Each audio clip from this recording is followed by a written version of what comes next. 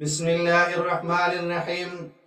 سامعین و ناظرین مکرم، تفسیر کبیر میں امام رازی رحمۃ اللہ علیہ نے رب العالمین کی تفسیر کرتے ہوئے حضرت ذوالنون مصری رحمہ اللہ کا ایک عجیب واقعہ نقل کیا ہے۔ وہ واقعہ آپ کی خدمت میں پیش کرنے لگا ہوں، جس سے یہ معلوم ہوتا ہے کہ رب العالمین کسے کہتے ہیں، کارساز، ہمارے کام بنانے والا وہ کون ہے۔ چنانچہ حضرت ذوالنون مصری رحمہ اللہ فرماتی ہیں کہ ایک دن میں کپڑے دھونے کی غرض سے دریائے نیل کے کنارے پہنچا۔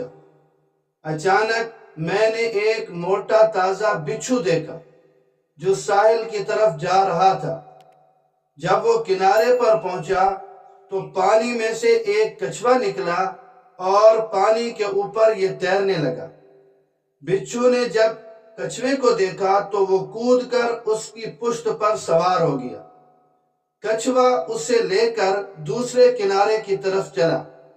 حضرت ذوالنون رحمۃ اللہ علیہ فرماتی ہیں کہ میں بھی تہ بند باندھ کر دریا میں اتر گیا اور دونوں کو دیکھتا رہا، یہاں تک کہ وہ دریا کے اس پار پہنچ گئے، دوسرے کنارے پر پہنچ گئے۔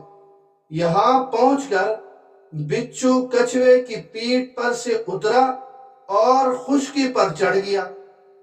میں بھی دریا سے نکل کر اس کے پیچھے پیچھے چلتا رہا، یہاں تک کہ میں نے دیکھا ایک گھنے درخت کی چھاؤں میں ایک نوخیز نوجوان گہری نیند سو رہا تھا۔ میں نے دل ہی میں یہ سوچا کہ یہ بچھو اتنا لمبا سفر کر کے اس کنارے سے لے کر اس کنارے تک جو پہنچا، شاید یہ اس نوجوان کو کاٹنے آیا ہے۔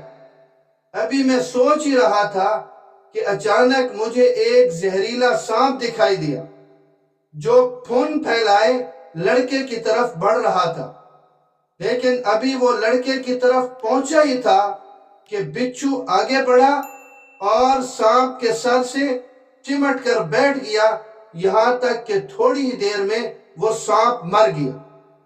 اور اس بچھو نے کیا کیا؟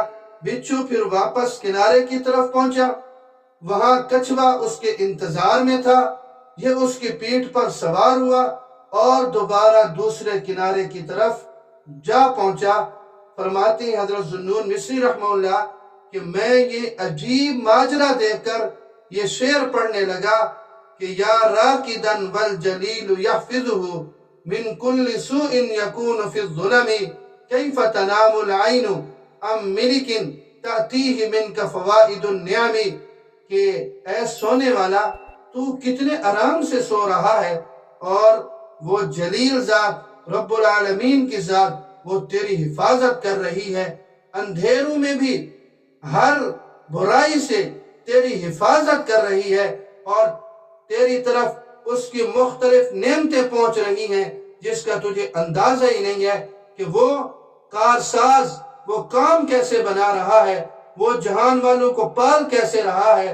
تو وہ فرماتی ہیں کہ میں یہ شعر پڑھ رہا تھا کہ میری آواز سے وہ نوجوان جاگ اٹھا، تو میں نے اسے سارا قصہ سنایا کہ اس طرح بچھو کچھوے کی پیٹھ پر سوار ہوا، یہاں سے اترا، آپ کو سانپ ڈسنے آ رہا تھا، یہ اس کی سر سے چمٹ گیا اور اس کو مار دیا، اور پھر وہ کچھوا اس کا منتظر تھا۔ تو یہ سارا واقعہ میں نے اسے سنایا، تو فرماتی ہے کہ اس نوجوان پر بہت گہرا اس واقعے کا اثر ہوا اور اس نے اپنی کھیل تماشے والی زندگی، لاو و لائب والی زندگی، اس سے توبہ کر لی۔ تو یہ ہمارے لیے بھی بہت بڑا سبق اور پیغام ہے کہ رب العالمین وہ کسے کہتے ہیں، جہانوں دونوں جہانوں کا پالنے والا۔ اب ہمیں پالنے والی وہ کون سی ذات ہے؟ تو لہذا ہمیں اسی کی طرف جھکنا چاہیے، اسی کی طرف رجوع کرنا چاہیے، تمام اپنی زندگی کے گناہوں سے توبہ کر کے اپنے اللہ رب العزت کو راضی کرنا چاہیے۔ اللہ مجھے اور آپ سب کو سمجھنے کی اور عمل کی توفیق نصیب فرمائے۔